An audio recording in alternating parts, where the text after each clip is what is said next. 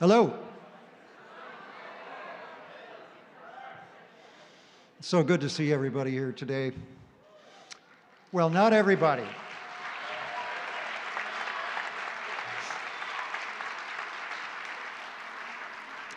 So, last night in this very auditorium, State Representative Betsy Kofia and Michigan Attorney General Dana Nessel held a town hall. Yes. And that focused on legal strategies being used against the unlawful executive orders of the current administration. AG Nessel warned that at the rate that we're going, there's no way that we're going to have free and fair elections in 2026. Nessel said that now is not the time to play nice with a president that does not accept the rule of law.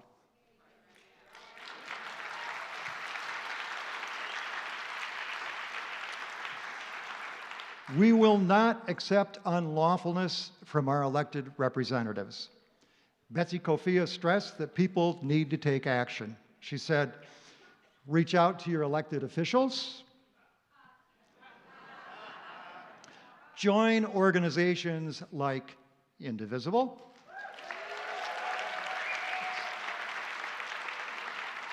and peacefully protest. I love quoting Betsy Kofia. She went on to say, keep it up, do not cede the space. Continue to send the message because it does matter. And this is why we're here today, because it matters. So, good afternoon. I am John Dispelder, and on behalf of Travers Indivisible and Leelanau Indivisible, welcome to this town hall for Jack Bergman. Bergman has announced through his intermediaries that he does not plan to meet with us today. Laughably, they said that Jack wasn't going to attend any George Soros-funded town hall. To be clear, Jack, we are residents of your district. You are supposed to represent us. All of us. The people of the First District are being harmed by the reckless and illegal actions of the new administration. These actions threaten our safety, our security, the economy, and the very rule of law. We're frustrated and angry, Jack, because you are not listening to us. So here we are today without Jack Bergman. But as they say in showbiz, the show must go on.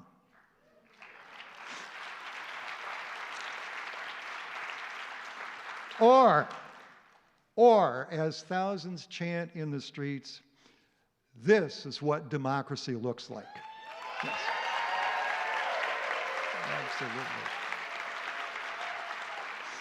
Absolutely. And so without further ado, I give you I am going to introduce one other person here before I introduce our MC, and that would be Sam Getzinger.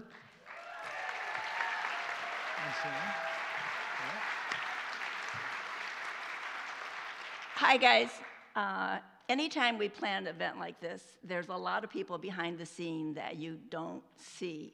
So if you were a volunteer planning this event, please stand up.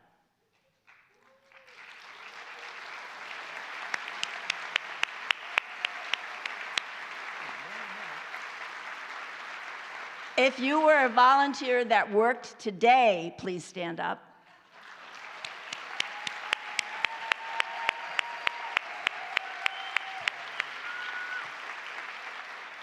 And if you cared enough to come here today, please stand up. Thank you.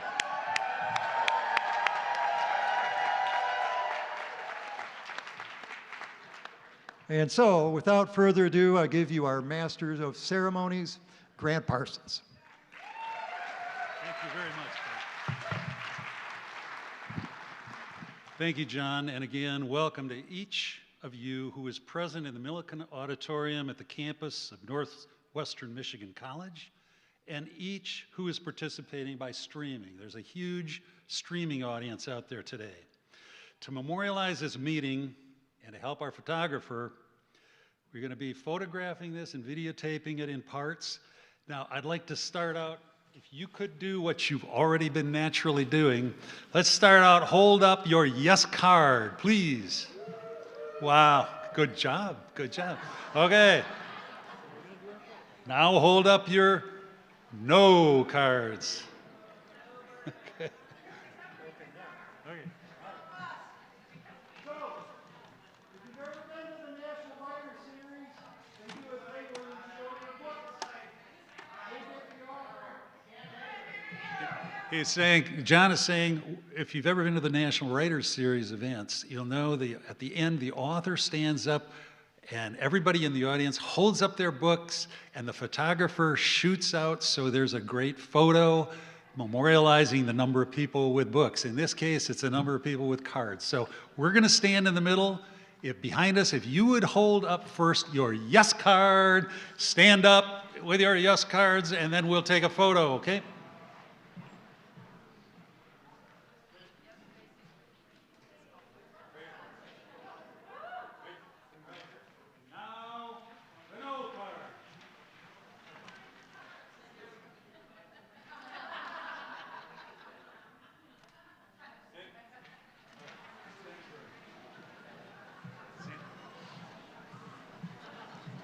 Okay, we passed the audience participation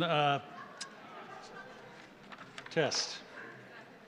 Now I'd like to start with a brief historical reference to put this in context. The first town hall meeting was held in Dorchester, Massachusetts in 1633. Lincoln and Douglas did one in 1858, and Kennedy and Nixon did one for TV in 1960. Over hundreds of years of town hall meetings in these United States of America, the town hall meeting has evolved. Town hall meetings went from two candidate debates to moderated questioning, frequently by the League of Women Voters, to give and take with small audiences, but always the town hall meeting had one guiding principle.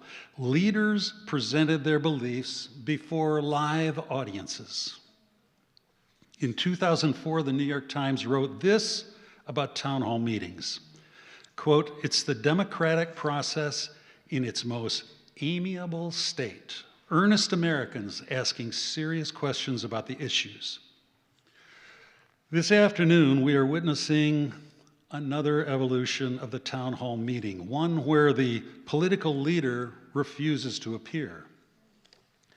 But because a leader refuses to appear, to paraphrase Lincoln, the government of the people, by the people, for the people, shall not perish from the face of northern Michigan.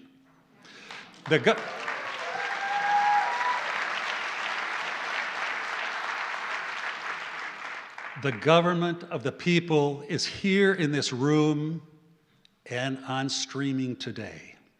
Now, here are the agreed upon rules for today's town hall. This will last 90 minutes. The main rule is the rule of civility. We live in passionate times, but if we can remember this, it'll look a lot better, okay? Speakers and listeners are expected to be civil, both to Representative Bergman or his cutout,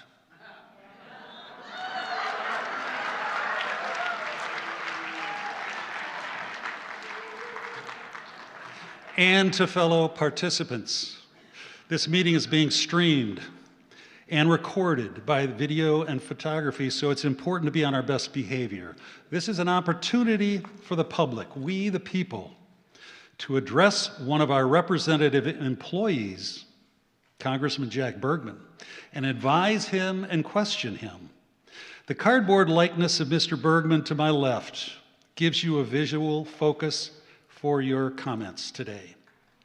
There are two microphones for you to use, one on the left, one on the right ramp, and there is no political connotation for whichever one you pick. Please line up at a microphone and wait your turn. You can actually start lining up now if you wish.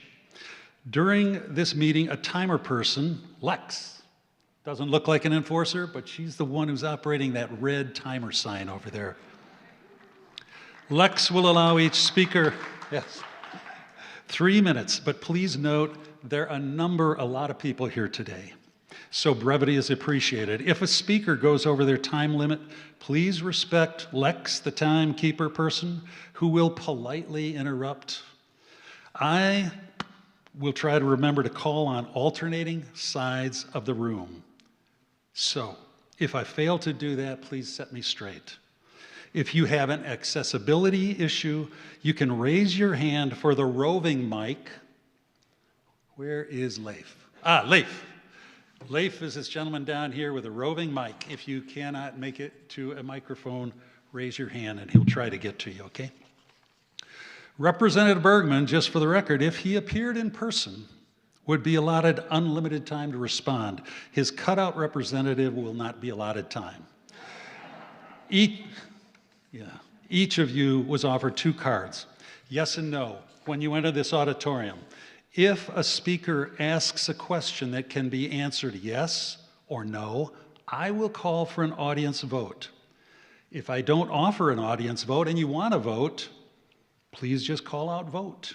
And those who wish to do so can raise their yes or no card. Now here's a hint. We talked about this. How a speaker might make it easier for the audience to vote. And here's a suggestion only. As the speaker finishes their comment, they might finish with this prompt. Mr. Bergman, do you approve of what I just said or asked? That gives the audience a clear yes or no answer, right? Now, with no further ado, we will begin with the first speaker. We'll start over here.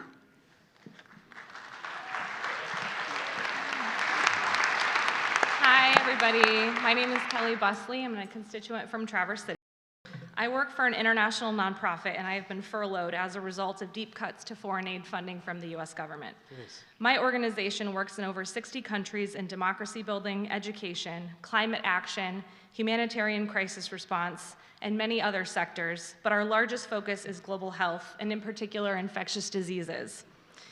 One of the last things I worked on before being furloughed was a global tuberculosis surveillance project, which is no longer operating.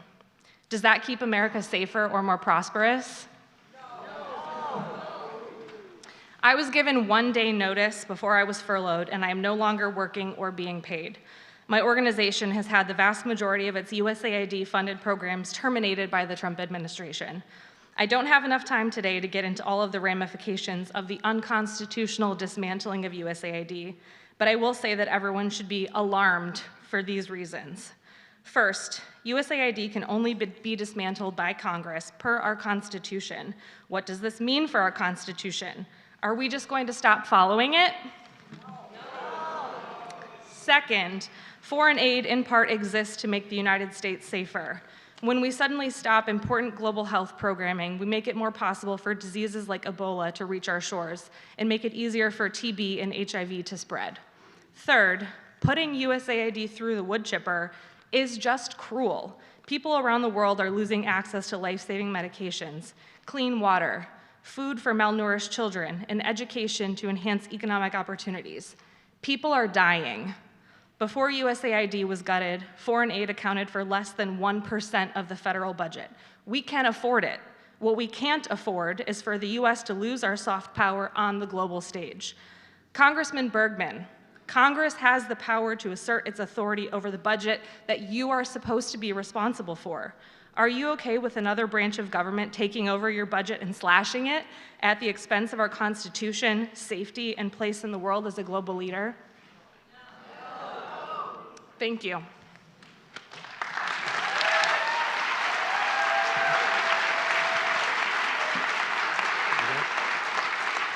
Mr. Bergman, I'm Brad Gerlach from Indian River, and I have a quick question for you. We live in an automotive state, and King must put his Teslas on the White House lawn. Will you allow GM, Chrysler, and Ford to put their cars on the lawn to be hawked? Yes or no?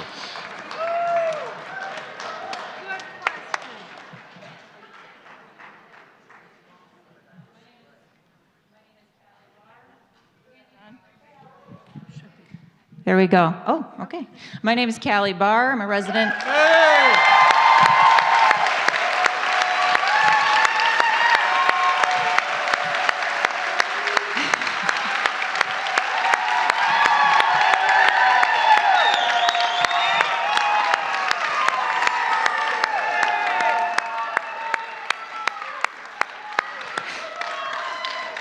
Thank you. I'm a resident here in Traverse City.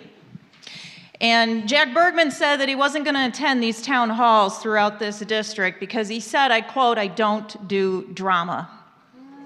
I'd like to agree with Jack Bergman that this is pretty dramatic. What I'd also like to say is that when you have someone wielding a chainsaw who looks like he's never held one in his life, that's also pretty dramatic. And when he decides to take it against the United States government, that is also pretty dramatic. When you have the United States government making friends with Putin, a dictator, against our ally, Ukraine, that's pretty dramatic. When our European allies no longer trust us and say they don't want to share intelligence with us, that is pretty dramatic.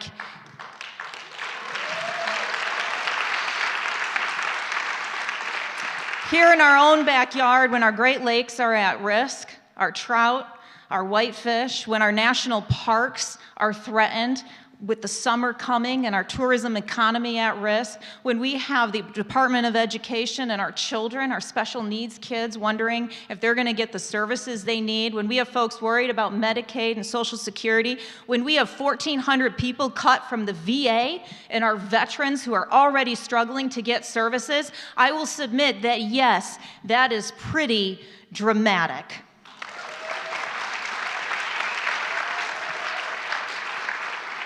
But what I will say is that that type of drama invites leadership and not cowardice.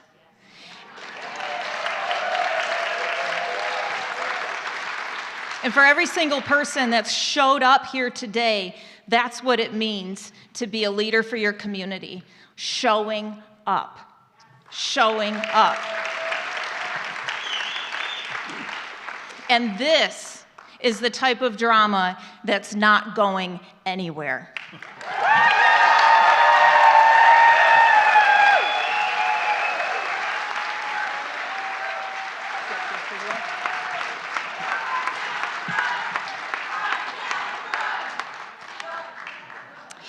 Hey, Jack.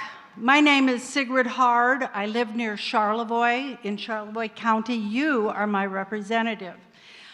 I want you to ask Trump and Musk if they would please tell me, a researcher who knows that information that you've worked hard to find, to put down on paper, in a computer, where is all that information that has been collected by thousands of people over how many years? Where is all that information going? Is it going to the archives? Is it going into onto a wood pile and then set ablaze behind the buildings of all these departments that you, oh, not you, your president is dissolving? Where is all that information going? And why is it that you believe, he believes, he has a company of how many people? These departments represent how many millions of people in the entire country?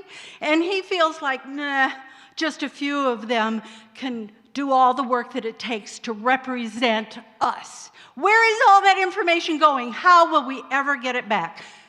Thank you, Jack. I appreciate your help.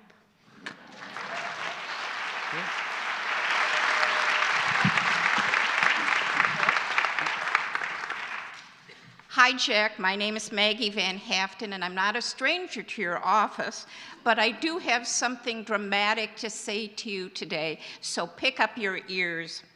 I'm from Frankfurt, and once again, I ask you to support the Ukrainian families in the U.S. legally. I repeat, legally, under humanitarian parole. As I understand it, there are many such families in your district. from the Ukraine, working, paying taxes, who have children in school, who are functioning legally within our communities. They're law-abiding people, and the President Trump is threatening them with deportation back to the Ukraine. I remind you, Jack, that you are descended from immigrants, as is the President and Elon Musk. And most of the people here today, except anyone who might be a part of an indigenous First Nation group. While there have been Zoom calls with your staff, you have gotten you've gotten lots of calls, including from me, postcards, letters, and emails in support of these people. We have received no response from you. Don't take up my time. To summarize, humanitarian parole is a temporary immigration status that allows people facing urgent humanitarian crisis to enter the U.S. legally after intense vetting by Homeland Security and Health and Human Services, and more vetting probably than you've ever gone through in your life. It has been used by nearly a century by both Republicans and Democrats. They're supported by local communities. They've got, who have provided housing, transportation, and jobs to support, so they can support themselves and their kids. They pay taxes and are abiding with our laws. They contribute to our communities. Now the president is threatening to send them back to Ukraine, ripping them away from their homes and their communities, and sending them back to a community where they have nothing left. I ask you to take immediate action to allow these people to stay by introducing legislation in the House parallel to the Senate bills that would allow them to stay. If you decide not to do this, Jack, not to actively do it, please provide us with a specific reason regarding your decision. Do you agree that you need to provide us with a decision?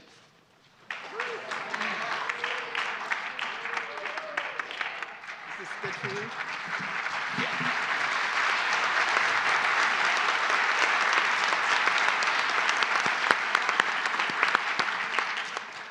Hi, my name is Rick. I'm a resident of Grand Traverse County, and you're my representative, Jack Bergman. I'm extremely disappointed with the votes that you've made that have been against the public, our wishes here. What I want to talk to you about today is making lemons out of lemonade. We saw how big money, how these billionaires can influence our votes, can influence the elections, and by the presidency, basically. But I think that might be a chance for us to do something constructive here and get the money out of politics. How many here are in favor of getting the money out of politics? With Trump and Musk both threatening to primary anybody who goes against their wishes, this is an opportunity to get Republicans on our side to make significant changes in getting money out of politics, because they realize now why it's in our Constitution that one man or a small group of men can totally influence the way our country runs. So I think this is a chance to get some of those at-risk Republicans on our side, get the money out of politics before 2026, and change the course of our nation. So how many are with me in trying to get legislation to get rid of money in politics? Thank you.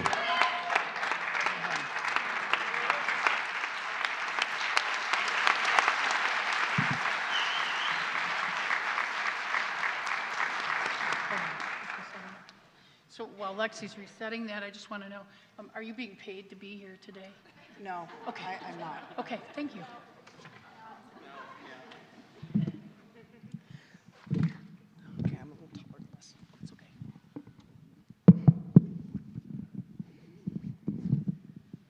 There you go. Good. My name is Deborah Wolf. I'll try not to drop too many F-bombs today. My son is a veteran.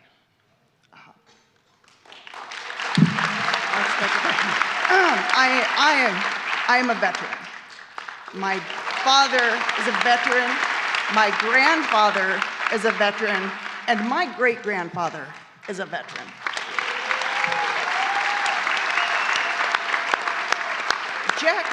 Jack Bergman, you are a veteran. You were a jarhead like my dad. I'm sure that, like him, you had your fair share of crayons as snacks. And like my father, like my entire family, you took a vow, a very important vow. I'm sorry. You vowed to defend the Constitution and the Republic against, and say it with me if you know these words, against all enemies, foreign and domestic. Where the fuck are your vows, Jack? You are a disgrace to the uniform. You are a disgrace to the uniform. You are a disgrace to the office that you hold. You are a disgrace to this country. And Jack, if you are too feeble and too afraid to stand up for what is right and to fulfill your vows, then it is time for you to step aside and let somebody else do it.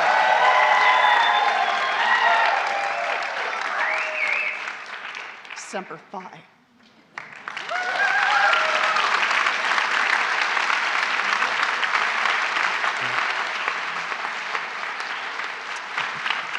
Hello, Congressman Bergman. My name's Diane Connors, and I live near Cedar in Leelanau County. And after the person who spoke before me, I'm in tears. And the first thing that I had wanted to say is that there's a whirlwind of things, as you know, coming out of this administration. But I was going to focus on three things. And the first was that with your military background, I would like to know what you have to say and what you will do about this administration's total disregard for our long-held allies, Canada, the NATO countries, Ukraine. I've had a renewed appreciation for what my parents and grandparents went through during World War II and what is happening now, both with our allies and with, I can't believe it, but disappearances of people.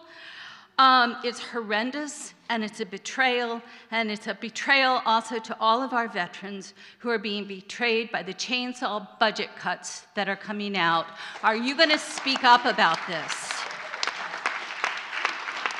The second is that I have a family background of strong republicanism. And in my own professional career for 20 years, I worked on policy that supported stable markets for family farms by helping hardworking and financially limited school food service staff be able to buy and serve their nutritious local food for children in schools and child care settings. I always worked across the aisle on these policies, and I'm thankful for the many Republicans who supported these efforts at the state and national level. Now, though, this administration is slashing child nutrition programs, it's slashing programs that farmers in our area were counting on to develop local markets, to serve their communities, and to modify their farms for energy efficiency. We are hearing from farms that fear they are going out of business. Policy is a matter of choices. Why is a tax cut for billionaires who do not need tax cuts more important to you than family farms, feeding our communities, building strong local economies, and supporting resilient food supply chains? And the final thing that I wanted to mention is also about that idea of working across the aisle. You seem to have fallen in lockstep with the idea that Republicans should not work with anyone Trump doesn't want you to work with, nor to be thoughtful about what policies can really help the people and communities you represent, or to stand up and claim the power and responsibility that our Constitution has placed for Congress. Why are you abdicating your job?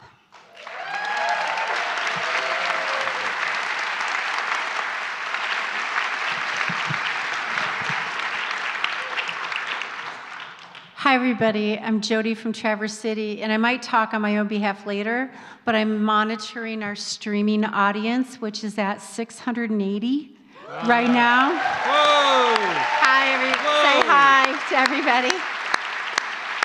And the comment I got to be asked from the podium is, just for the record, if you could clarify whether you're paid to talk today or not. Recently, there was a town hall in Houghton without Jack, and they all started out with, "I am not paid to say this." So anyway, thank you.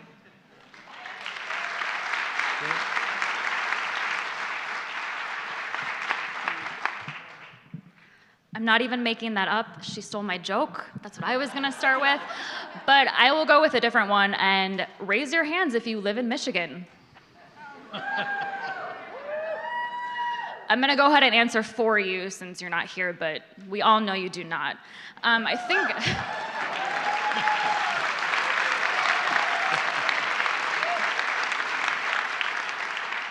I am gonna let everybody else ask all the questions, but really the question, it's not even a question, but the big mistake you all have made with this election is you have made people that don't give a shit about politics care about politics.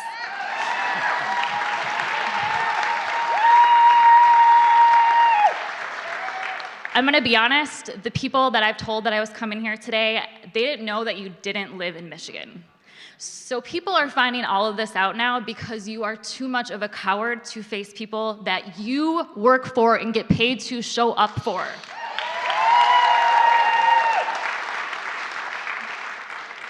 So you guys can label this however you want to. It's dramatic, it's left-wing lunatics. We are all human fucking beings, and that's all we want to be treated like. I don't know what happened to this world where we're not treating each other like that anymore, but it is terrifying, and you should be ashamed of yourself.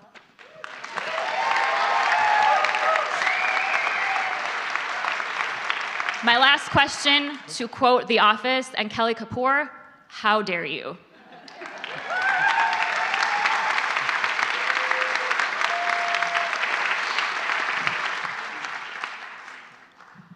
Appreciate the lady that gave some props to the veterans. I wanted to, all the veterans in this room, thank you, even that one. But I wanted to remind Jack of something that I found extraordinarily important.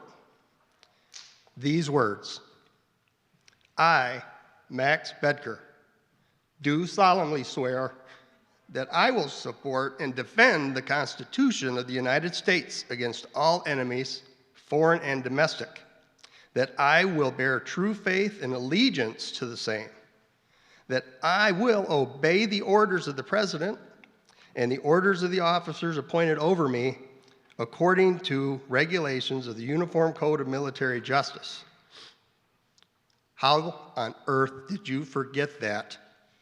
And the last line is, so help me God. Nothing you're doing is godlike.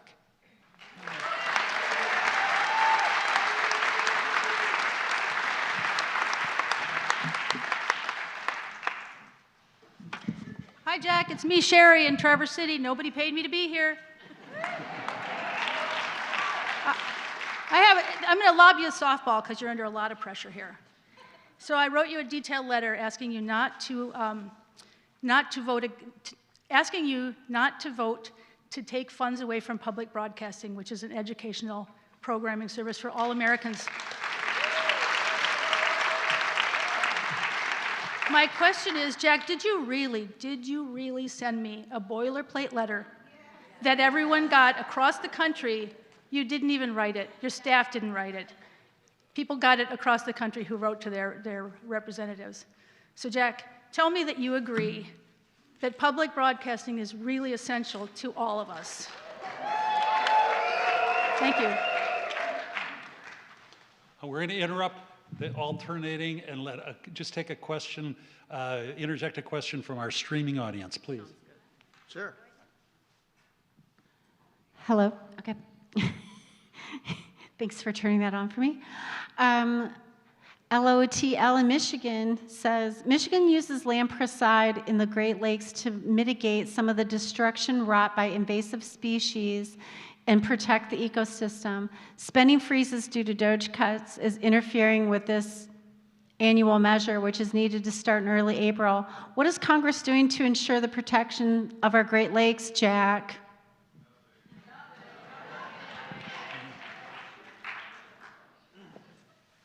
Hey, Jack, Louisiana Jack.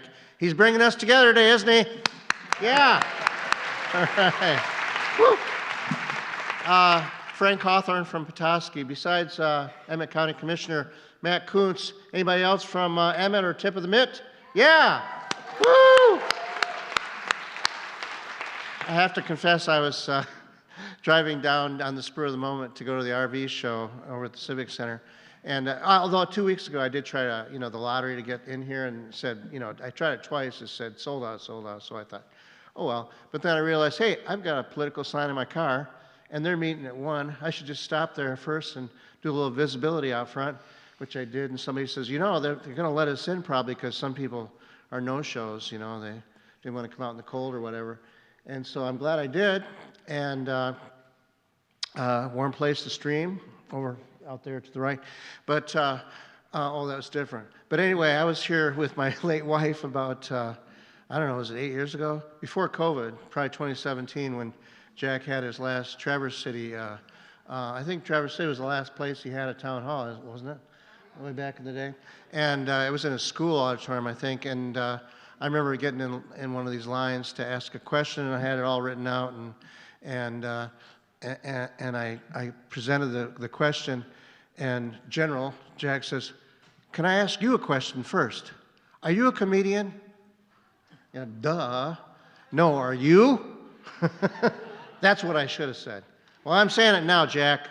But anyway, I don't really have anything to say except I've done, as all you have, contacted his office, and I've actually run into him, just by accident a couple times over the years in Petoskey when you don't expect to, see your representative, and then I blurted out something like, "How about supporting gun control?" Because it was right after one of those school shootings, and it was coming out of a concert, and he said, "My wife might agree with you on that one, but you should get in touch with my staff and meet me down in Traverse City sometime." Yeah, right. It's like, talk about blowing it off. So I'm as frustrated as everybody, but that's all I had to say. So thanks for everyone.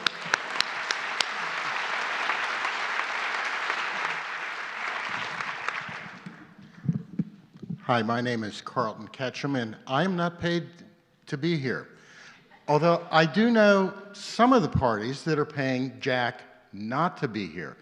Looking at campaign records, he's a recipient of money from a PAC from Space Exploration Company.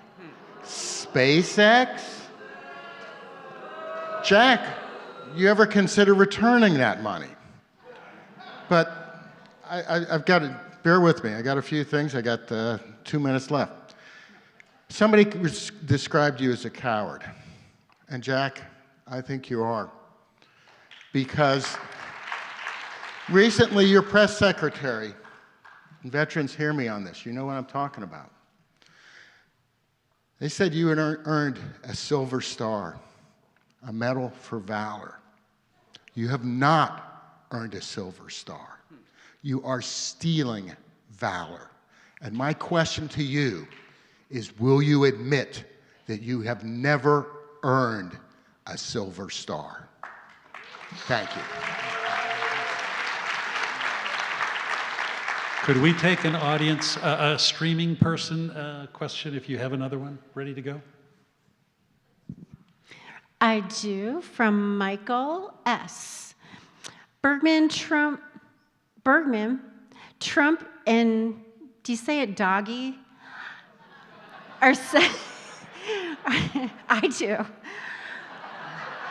Are selling us out, undermining our Constitution and the democracy for which we stand.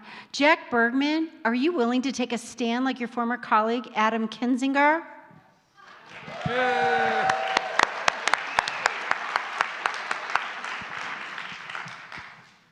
Jack, I'm Linda from Traverse City, and I'm not paid here to be here today either. What I'd like to know, if our government is so corrupt and wasteful in money, why didn't he do Doge in his first administration?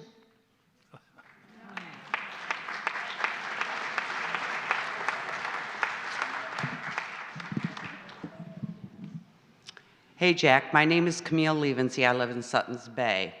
And in lieu of Elon Musk, the Vice President of the United States, or perhaps the President of the United States, I want to ask you to send me an email with the 5 things that you did last week.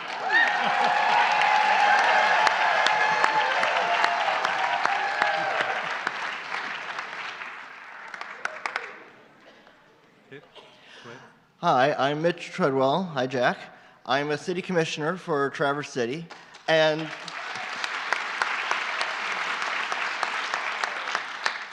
as an elected governmental representative, I literally am paid to be here, but then again, so are you. We are paying you. You should be here listening to your constituents.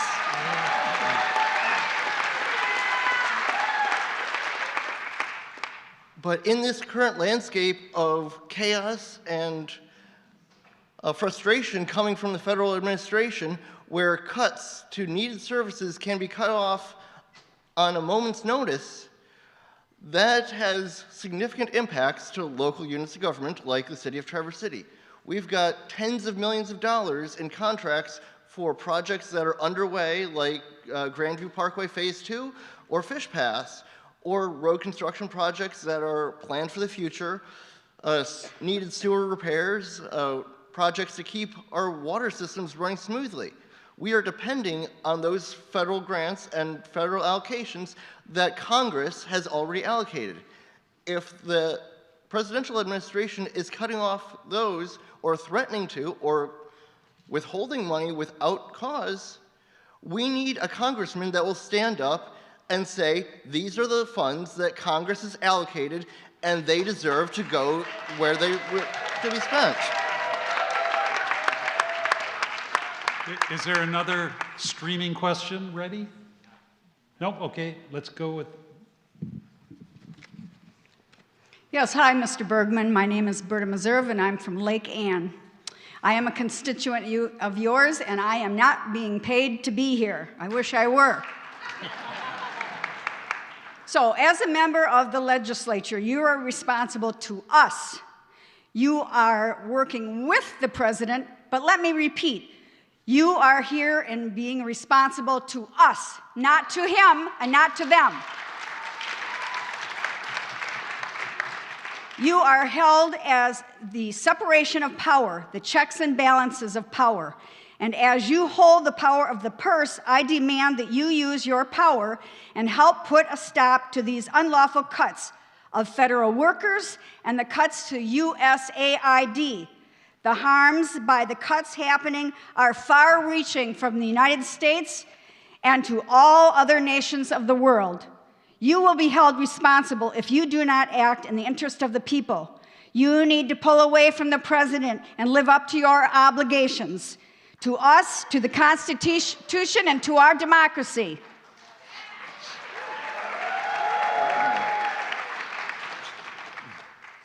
And the Department of Education was established by you, Congress, in 1979, almost 50 years ago. It is unlawful for the president to take the lead on dismantling it, and you should be using all your power to prevent this from being dismantled. We, the public, are not stupid. We know that Project 2025 is real, and it is happening. We didn't know anything. Oh, he didn't know anything about it? Well, that's another big lie. A big lie like the 2020 election that you, Jack Bergman, went against us and cited to Texas and the courts to try to undermine our votes. So I say, go back to your office and do what you were elected to do. Defend and support the Constitution of the United States. And I'm going to keep going here. They're stopped hiring and firing people from the FAA. How's it going flying these days, Jack? And also, the Federal Finance Assistance Fund freeze and grants and loans that are being held back. Were you given your 30-day notice? Did you speak out against it? Getting out of the World Health Organization, well, I hear that that's going to take about a year, but in the meantime, it's costing lives around the globe.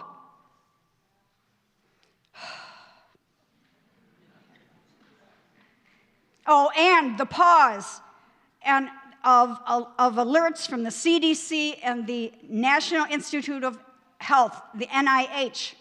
Well, as a nurse, this is appalling to me. And let me tell you a story. I have a friend that has cancer, and she's been battling it. And so she goes into her doctor's office. I'm sorry. Am I running that over? is time. We appreciate you Okay, coming so much. I'll get back in line. So thanks, thank everybody, you. for being here.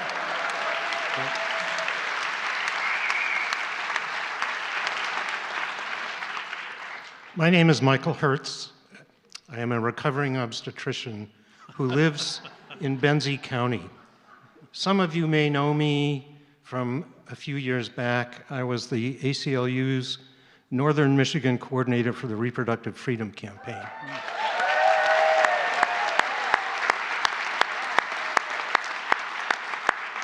Thank you, but that's not what my comment is about. It's my understanding that Mr. Bergman was invited to be here today, and he declined the invitation because, according to his spokesperson, that he didn't accept invitations to events that were sponsored by organizations affiliated with George Soros. Many of you may know who Mr. Soros is. What you may not know is that Mr. Soros has become a boogeyman for the far right. It is a horrific anti-Semitic trope. So much so that our representative, who sits in the United States Congress, saw fit to use that as an excuse not to show up. The 1st District of Michigan demands leadership, not bigotry.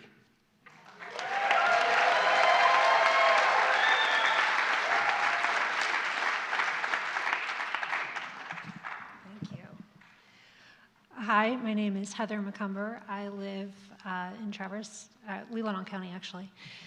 I'm a recovering neuropsychologist.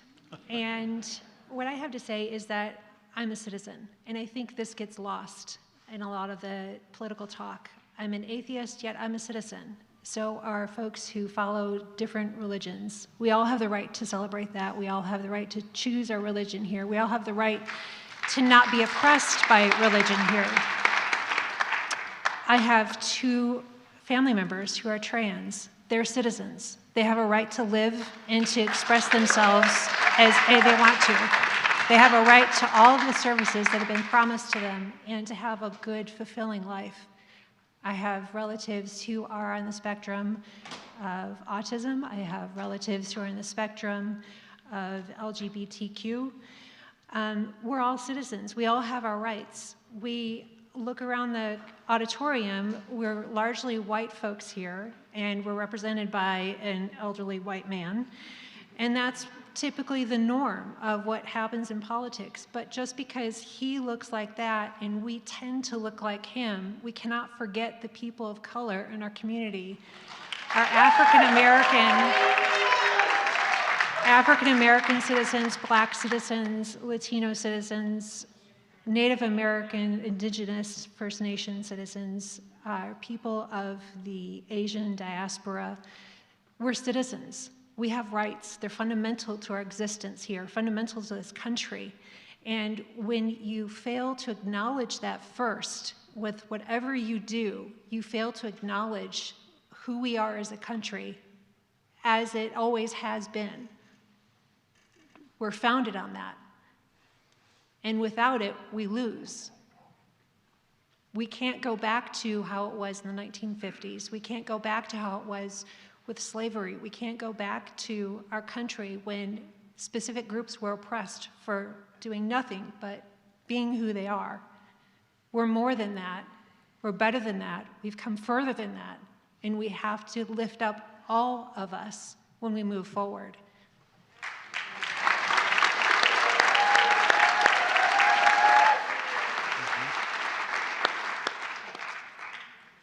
Hi, my name's Wayne Stiles, and I'm a resident of Leelanau County. My question for Mr. Bergman is, what could be more important than meeting with us today?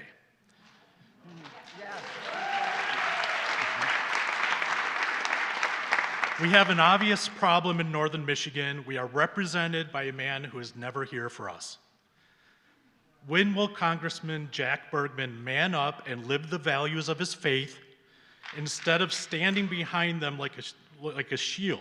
When will he stand up for the people of the state who rely upon him? When will he start taking action for all of us instead of kowtowing to every whim of Donald Trump? Not showing up today, Mr. Bergman has proven that he can't be bothered with the everyday concerns of our district. I'm here today because, like you, I can no longer wait for him to start representing us. Personally, I'd rather be at home spending time with my family, but Jack's failure to value the people of Michigan is forcing me to proactively challenge his failures. We can no longer afford to be represented by a man beholden to a single person in the White House.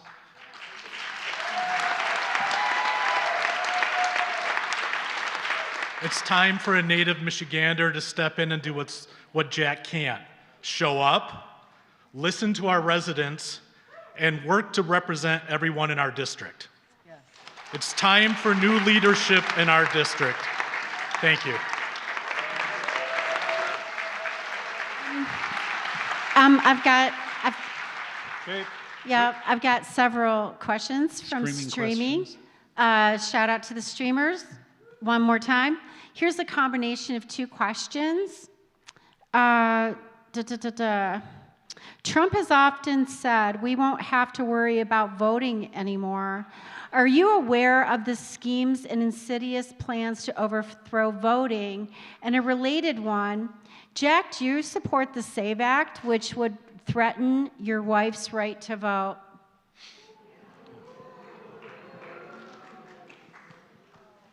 Okay. Next. My name is Gwen Allgaier. I am not paid to be here.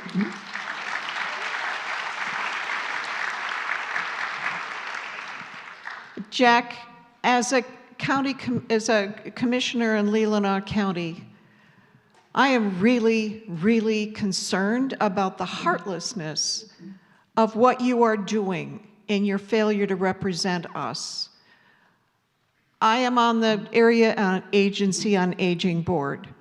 How many of you have known people who have benefited from Meals on Wheels?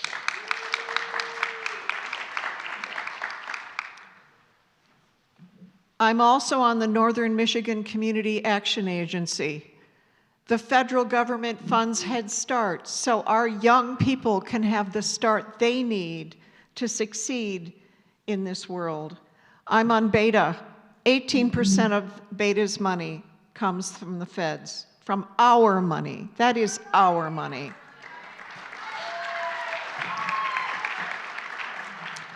Your friend Elon wants to take the BEAD money, the Broadband Equity Access Deployment Funds. Our people need broadband. We've done a lot of work. We have people who are desperately waiting. Don't you dare let that money go to Starlink. He's got enough money. How many people here benefit from Social Security?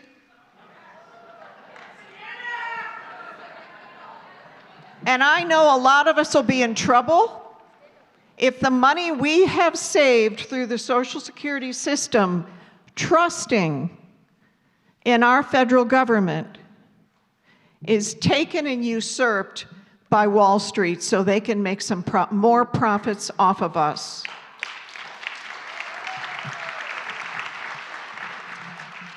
Jack, I hope you'll get honest. It'll be good for your soul. You don't live in Michigan. Get honest. And let's have a representative, Callie Barr, who does care about us.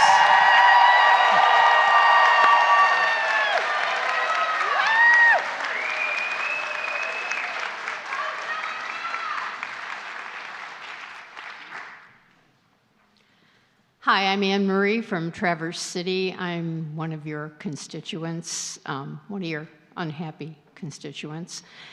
And I'd like to know, in a nutshell, what's so scary about diversity, equity, and inclusion? Are Republicans really so frightened and mean-spirited that they have to strike diversity and equity and inclusion from every platform in this country? Diversity, equity, inclusion are what America looks like and what democracy looks like.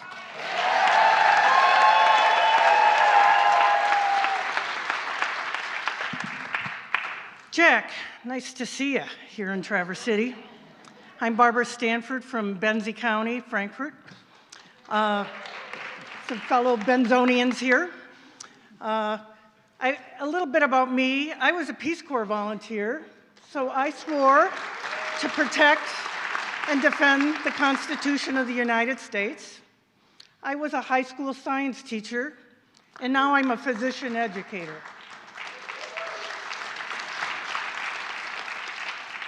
A recovering obstetrician as well. I have 2 children, 2 beautiful daughters. One is a trans. She's a refugee. She's in Portland, Oregon, because that's a safe place for her to be right now. And I have a transplant. I have an Asian daughter who's currently serving in the Peace Corps in Botswana. What keeps me up at night is my children and their future, and whether or not they will be able to safely navigate this country because of the hate and division that's being put forth by the MAGAs. Finally, as a physician, I have seen what it is when people don't have insurance, when people get insurance, when Medicare doesn't pay for prescriptions, and when something called an Advantage plan happens. And I can tell you that privatizing Medicare was a bad plan. Privatizing Medicaid, bad plan. Privatizing education, bad plan. So I'd like to know, Jack, are we going to be privatizing further? I'm not yet drawing my Social Security, but I worry that that may be privatized. And so that's my question for you, Jack. What is the future for my daughters?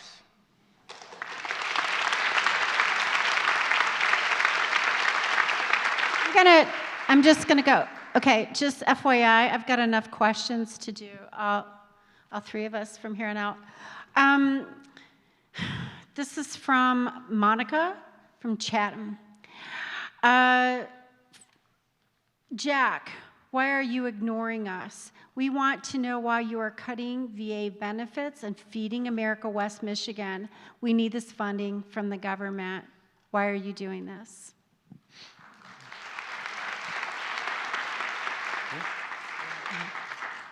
Hey, Jack. Susan Lemoyne from Traverse City. I saw on one of the slides, caught my eye, that you recently won an award. You won an award for spending the most on your reimbursable expenses. And by the way, initially they thought it was Matt Gaetz, if that name, but it turned out, no, it was Jack. That money, that program, was designed to reimburse expenses that congressmen and women face from living both in their home districts and in Washington. Now, some people might be going to a lot of fancy dinners, but I'm wondering, Jack, maybe your expenses were high because you decided maybe to insulate your metal boat shed where you live in the Upper Peninsula, or maybe you wanted to get a septic system at your other home in the Upper Peninsula. So regardless of which one it is, you know, congratulations on your coming in #1.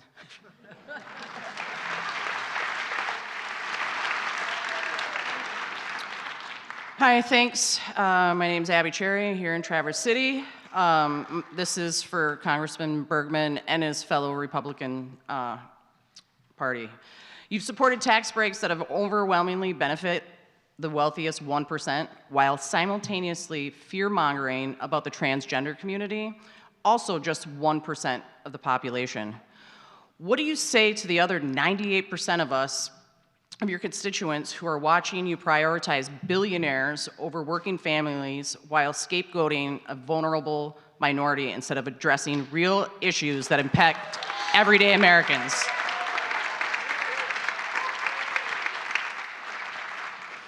Hello, Representative Bergman. I will be respectful whether you deserve it or not. My name is Jerry Ann Topkin, and I live in Gaylord in Otsego County. Just in case you didn't know, Otsego County is in your district.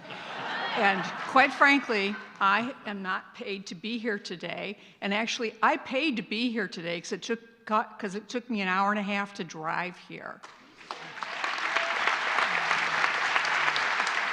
So my question to you, Representative Bergman, is why, through the power of the purse, you supported canceling 2 grants out of Western Michigan University, one grant being the Urban Teacher Residency Program, and the other being the High Impact Leadership for School Renewal Project. These grants, these programs helped rural at-risk school districts. And I'd like to know why you are supporting the dumbing down of Michigan students and students all across this country. Come on, get with it.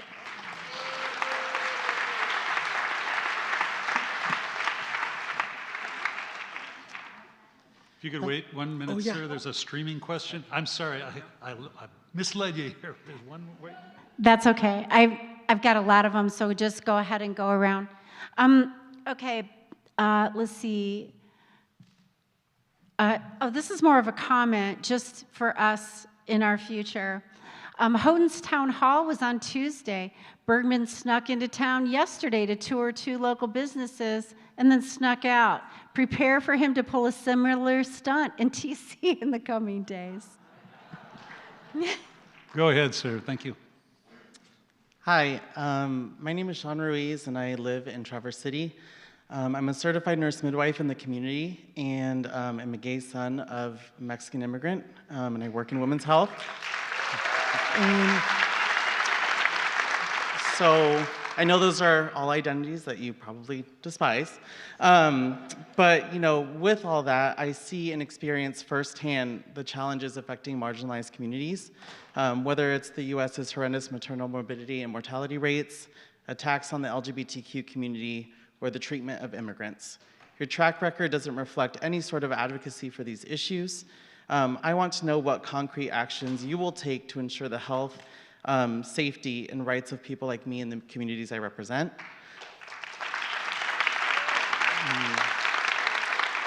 I assume the answer is nothing based on your record, but I just think it's cruel that you think people like me and many others here today and across the nation don't deserve the right to live happy and prosperous lives.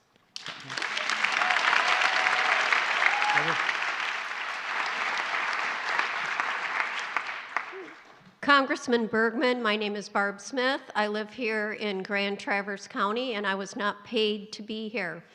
I've been desperately trying to get in contact with you through email, voicemail, snail mail, personal delivery of letters to your office, and fax. So I'm so glad you could come tonight. What I'm going to do is just read you snippets out of the letters that I've been writing and sending to you with the hope that somebody's listening. Congressman Bergman, the current administration is rapidly implementing Project 2025 with the swipe of a Sharpie. By your actions, both passive and active, you're saying yes, but I'm saying no.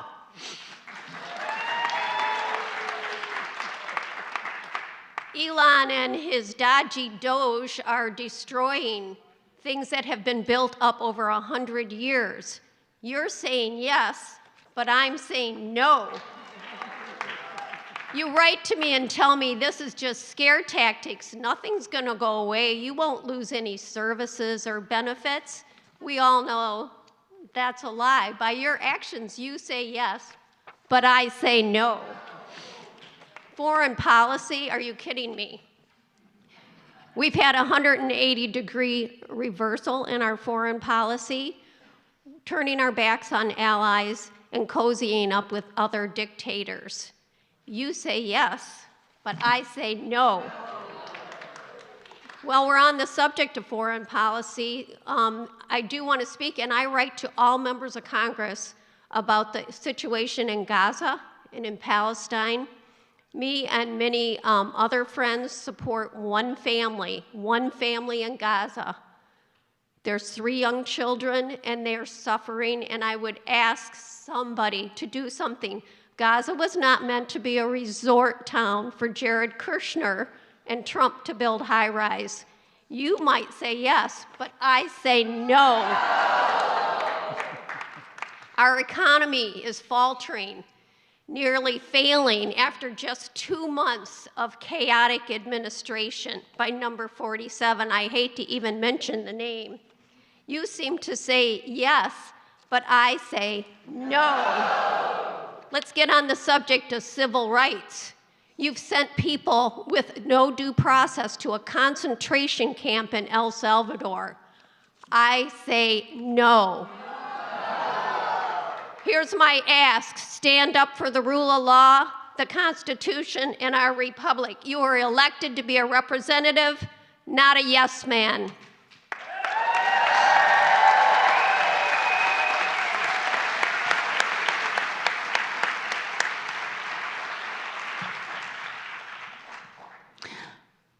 Heidi from Leelanau County writes, Jack, since you issued a press release in support of Trump's executive order that requires the federal government to define sex as male and female only, I'd like to invite you to meet with a room full of my trans friends and your constituents to explain how you'll protect their rights and safety anytime, any place.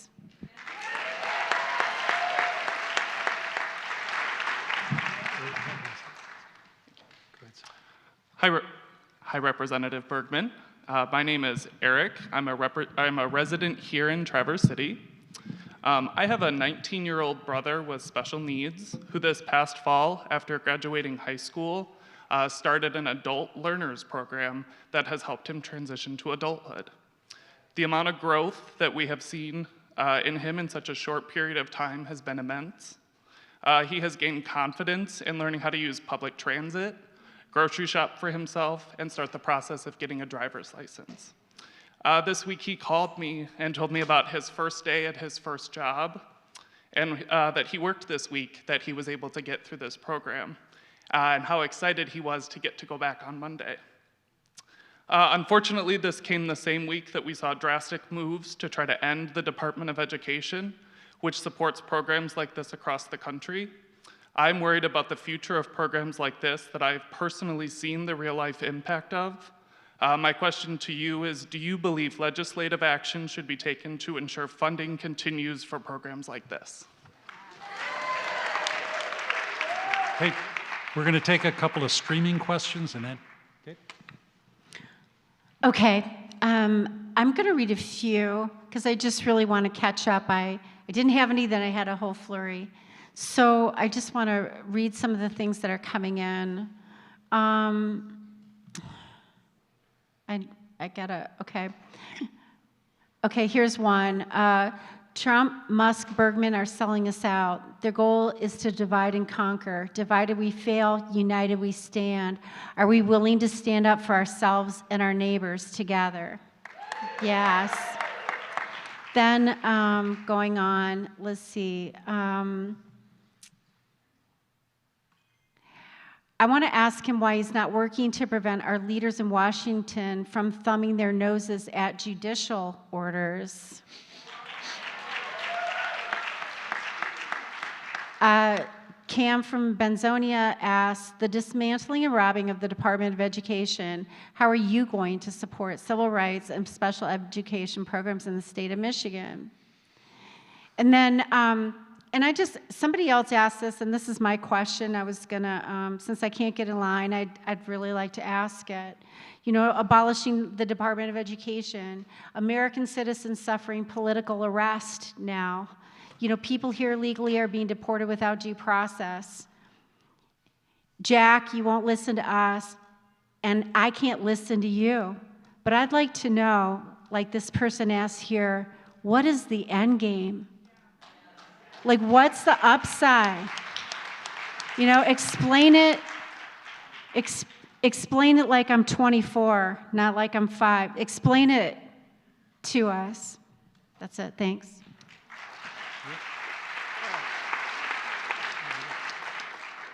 Okay, I'm Barb Whitaker. I've been a resident of Traverse City since 1967, and a teacher in rural Michigan for 30 plus years. I was a teacher of English, mostly, I mean, I love English, but also because I like history and the humanities, and basically English pulls it all together. And I looked at teaching as a way of obviously educating, that's the whole goal, but also kind of pulling things together and broadening our views of the world. And when I was in high school, I was very much, I remember reading The Ugly American, the book by Lederer and Burdick, and I was very patriotic then. I used to come home and watch World War II movies after school. So I was pretty disappointed that that was the view that often the world had about America, that ugly American. And so many times lately I've been thinking about the ugly American, because to me what we have now looks like the ugly American. Absolutely egocentric, arrogant, inconsiderate, pushy, loud, bully behavior. That's what I see. And I want to know, Jack, I'm talking to you, I want to know, are you really okay with ending your career? Because believe me, I'm thinking it's going to end.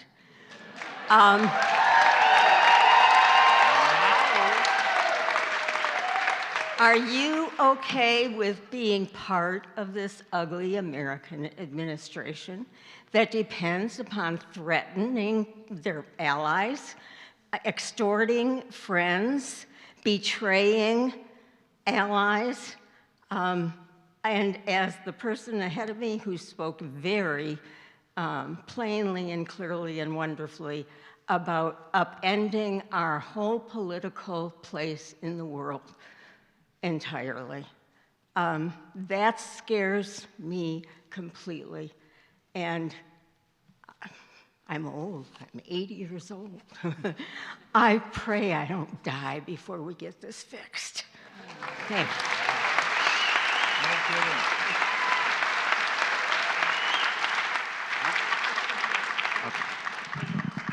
Thank you. My name is Richard Beck, and I was not paid to be here. I feel like I've paid my dues suffering through this already. I'm a retired psychiatrist. I spoke with a colleague of mine this morning to vet this idea, and I don't have prepared remarks, so excuse me if I ramble. But Jack, do you know that you're in bed with a dictator?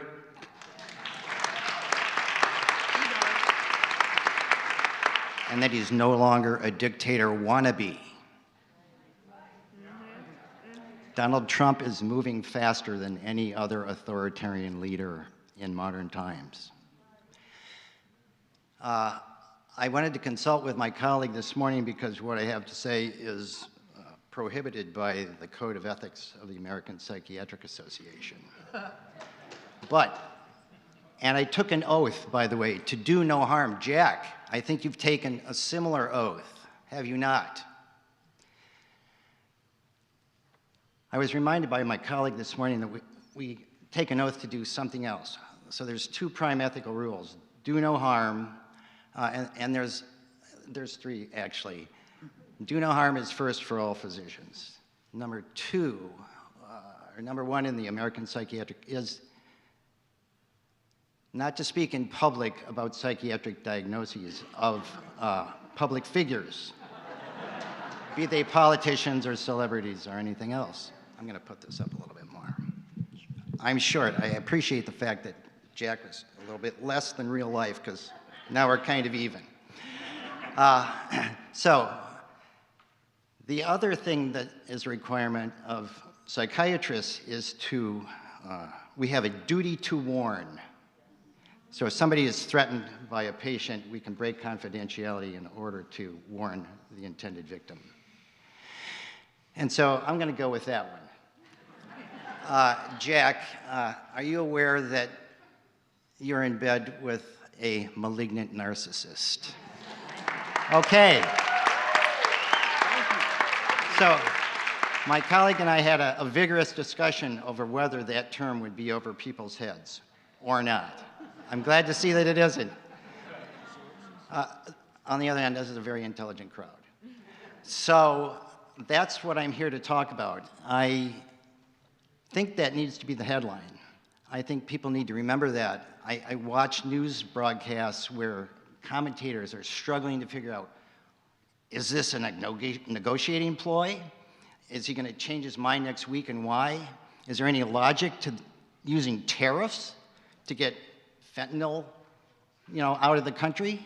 No, none of this makes sense. It does make sense if you understand the concept of malignant narcissism because it involves being psychotic. And he is constantly delusional. Jack, are you constantly delusional? Can you believe that? Thank you, sir. Thank you very much. That's it? Thank you very much. Thank you.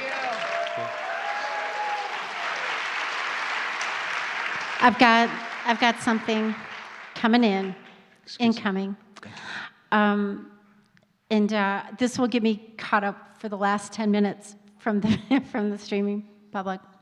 I'm not a Christian, Jack Bergman, but what would Jesus do? Are you comfortable with how Trump's tariffs are already negatively impacting the stock market? I've never heard from him either. No emails, letters, call back. What a coward. Jack, you won a re-election by 85,939 votes. Can you honestly say you're even serving the interests of your own voters? No. Do we want to make America great for billionaires? Or do we want to make America great for its people and the planet?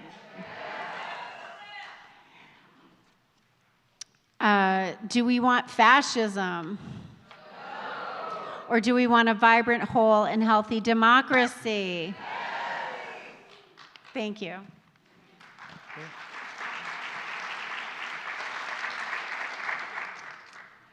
Well, good afternoon. My name is Jake Morris. I live in Traverse City. I was not paid to come here, at least not in money, but I've been paid with the phenomenal benefits we have in a democracy. And Jack, I just want to ask you, Jack, how does it feel to watch you and your fellow influencers tear that apart? I also attended, Jack, your 2017 Town Hall meeting here in town. And just on a personal note, I really don't miss your presence here today. You were incredibly condescending, referring to the audience as kiddies, boys and girls. Yeah, that was not pretty. I saw a quote today by Mark Kelly. He's not with SpaceX, but he was in space. He's a congressperson, fighter pilot. And I want to read it just so I get it right. He's taking his Tesla back. And he said, "I don't want to drive a car designed and built by an asshole."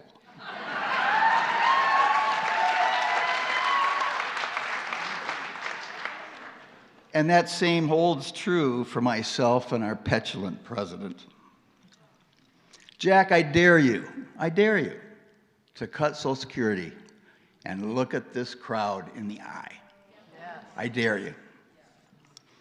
And people are scared of a lot of things: hurricanes, heart attacks, spiders, in-laws, losing an NCAA game. But being afraid of constituents? Really?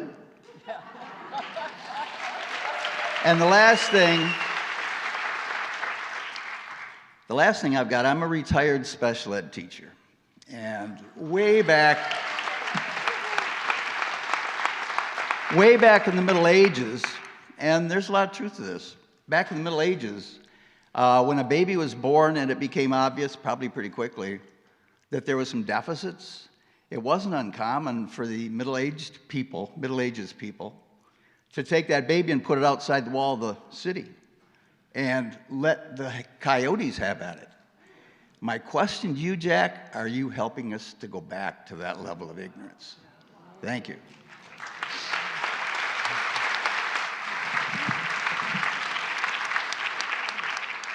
Hello, I don't know how all of you got up here and did this. Mr. Bergman, my name is Ashley. I live in Traverse City. I've tried contacting you several times with no success, except for, you know, that email. Everybody got it right, the one that he didn't write. I have 3 beautiful children under the age of 4 with whom I should be spending time instead of being here for free. But because of your inaction and blatant disregard for your constituents, here I am doing my job because you aren't doing yours.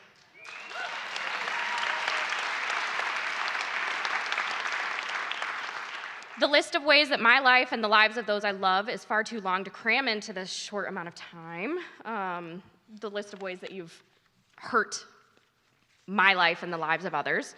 But I beg you to consider my children who learn from PBS, who frequent the library all the time, and who are now growing up in a world where they have less rights than the people who came before them. Jack Bergman, I have a 5-month-old. I'm exhausted. She probably needs me right now because I've been here a while. But I will fight like a mother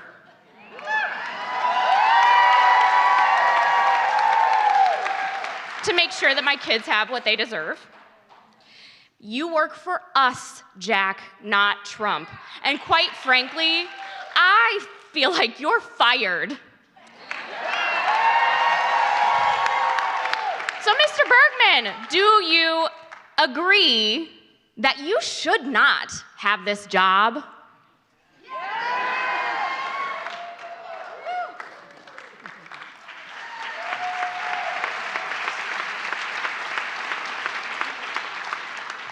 Hello, I'm Allison Zimfer. I'm a constituent from Maple City and a 20-year-plus social worker. Yeah. We don't usually get claps for social workers. 2 caveats. One is this is a topic that I nearly always cry when I talk about, so I apologize in advance, and I don't have tissues. I also don't have my glasses, which is not helpful for the notes that I prepared, so we'll see. Oh, no, that's okay. Wow, what a helpful group. So there's been a lot of bitterness in the last couple of months, of course, and one of the most bitter things for me is that the day after the inauguration was the 1-year anniversary of my 19-year-old nephew's death. He had complex medical issues his entire life, was a Medicaid recipient, and the kind of cuts that are happening to our medical and scientific research, the kinds of research that could have possibly improved his quality of life and extended his life. It's gut-wrenching. I think about cuts to the DOE and the other folks who will be impacted by not having services. I think that one of the other speakers, Eric, these are not abstract consequences. There are people on the other ends of these decisions, and the folks who love them. I also, I guess, want to encourage the other folks in this room. I know civility was mentioned in the beginning, and I'm not pro-civility, but I want to caution us against adhering to civility.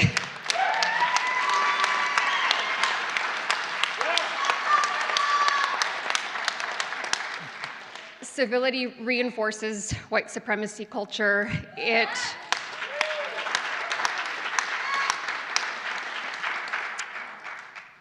upholds and protects those that are in power already, and this is a moment that calls for bravery, like Representative Al Green demonstrated.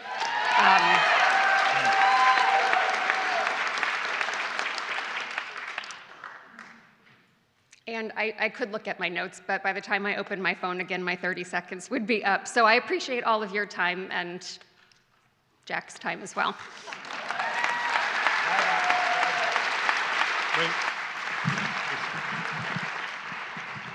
Hi, I'm John. I'm an anarchist dishwasher from Burdickville with a political science degree.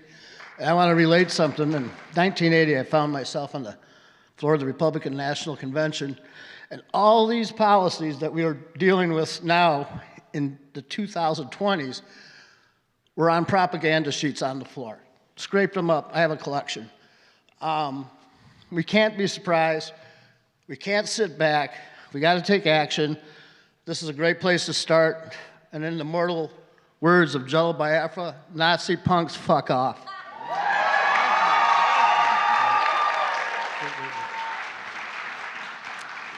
Okay, let's get current with our streaming audience of 713 people. Whoa. Yeah. And I see the time, it's getting pretty short. I'll try to, get through these.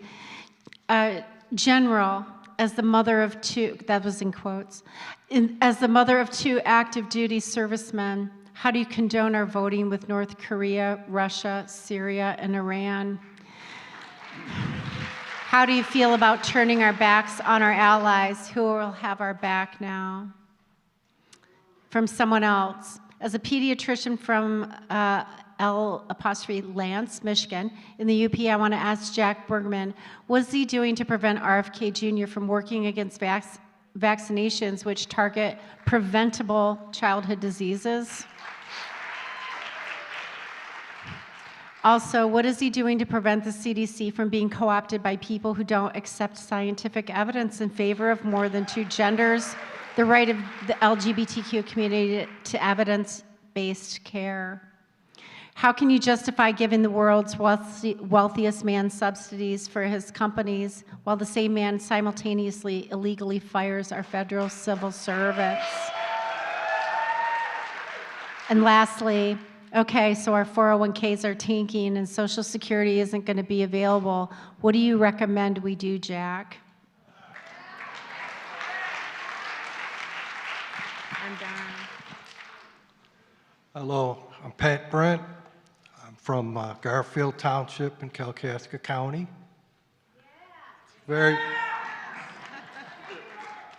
I may be off topic here, but I'll ask the question to Kelly Barr for no other reason. I'm sorry I missed you, Jack.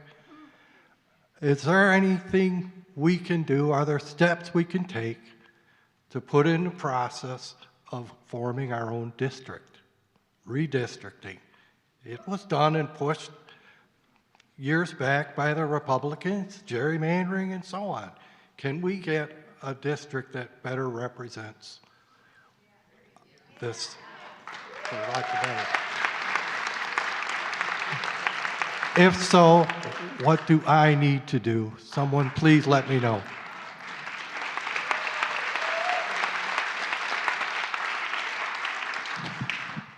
You know it's serious when I take my mask off. My name's Leaf Colt. I'm a constituent of Traverse City. I'm not paid to be here because I only get paid when I do my job.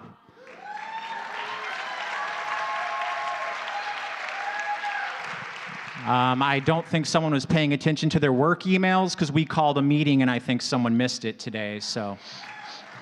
I'm going to speak pretty freely here. I'm extremely frustrated with the way everything is, Jack and all of our friends here today. So pardon me if what I say might come off as a little incendiary. I also am not pro-violence. Us being here in this auditorium speaking to a cardboard cutout of you, Jack, I've been reaching out to you for so long. I've been calling. I've been sending emails. You even rode here today in the car with me today. I was talking to you a lot, but you didn't answer. So needless to say, I'm feeling pretty frustrated. We all have issues. I think so many of these things have been eloquently stated. We've all been making calls. We've all been doing things. We've been talking to our neighbors, bringing up all of these issues. These issues are coming fast, and they're coming hard, and they're extreme by design. They want us focusing on those small issues so they can push through their agenda behind the scenes. You know how I know this is true? They wrote a book about it. They told us in their campaign speeches. They told us that this would remain bloody as long as we didn't get too noisy. Again, I'm anti-violence. What we're doing here is the right way to go about this. I think we're asking the wrong questions. So I'm going to ask you guys some questions. I'm going to ask Jack, but he's not going to answer, so feel free to answer with your yes cards or no cards. I'm not worried about you making some noise, so if you want to use your voices, that's fine. Jack, do you think that there has been a crime that undermines our government? Do you think that our president is showing disloyalty by virtue of subversive behavior? Do you think that there has been an act of deliberate betrayal? You know what my phone tells me that's called? Treason. I am done calling and asking for single issues to get taken care of because by design, they will not listen to us. The one thing that I will ask for every single day until this ends is Trump's immediate removal from office.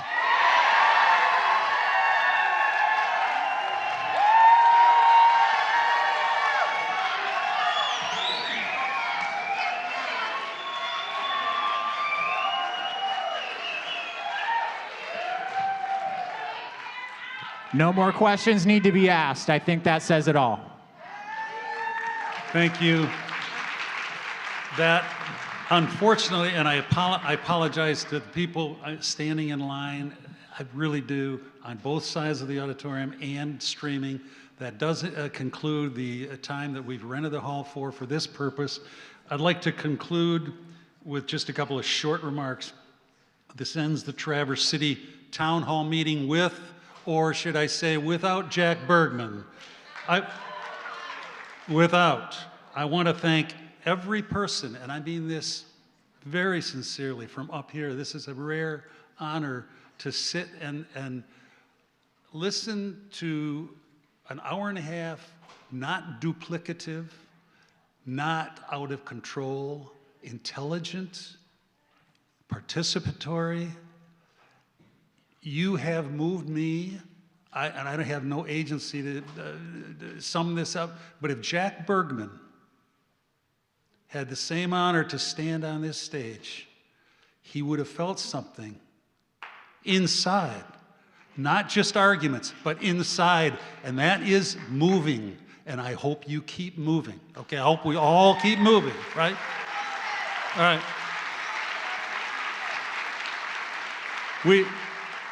Okay, there's a person who really wants to talk for a second. I just want to know if everybody knows about 5 Calls app on your phone. For those people who don't know, it's a form of communication. If you put in Traverse City, it pops up like 10 issues, and it is a direct connection to every single congressperson that supports or doesn't support them. Your people. So download it. It was started in 2017 by 2 people who are like legislative and editorial gurus, and it is an excellent, they provide scripts, they provide everything. And this is the only thing I want to say. They want to call us flippin' snowflakes, baby. We are the flippin' storm right here. lucky boy. Thank you. Thank you. I would just like to give a shout out to the woman who mentioned not being civil all the time. My sweatshirt is not civil. This crowd tends to skew older. I want to cover an issue that nobody's mentioned. Anybody involved, you can use your little cards. Any protests in the 1960s when they were on college campuses? For you? Okay, right now that is being shut down. Columbia University is one of the leading universities who started the student movement against the Vietnam War. That is being shut down by the withdrawal of federal funding. Nobody has mentioned that. Those students sacrificed their future. Some of them went to jail. Some of them are being deported. I want to ask you, older people, A, why are there no young people here? But two, are you willing to sacrifice your physical body, your financial power, your future, your mental health? Are you willing to do more? This is a wonderful gathering. Are you willing to do more than talk to a piece of cardboard? Because it is going to come to more than talking to a piece of cardboard. You remember I said that in a year, okay? Unfuck the world.